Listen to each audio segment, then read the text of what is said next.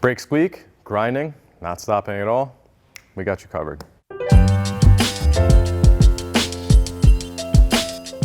Hey YouTube, Jay Van Gordon here, and this is another really quick product review. Here we have this brake kit for your Mark 7 GTI. It includes 312mm front rotors and 272mm rears, and also with Techstar semi-metallic pads to give you that extra firm bite, and also the hardware to include the shims and new bolts for all your caliper brackets. Lastly, this kit includes brake lubricant to lubricate the back of the pads and all the contact areas so you don't get any vibration, which leads to squeaking.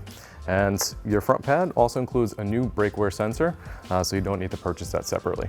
If you're experiencing any type of grinding, pulsation, or your car is just not stopping the way it used to, it's a good indication that you may need to upgrade or replace the brake system on your car.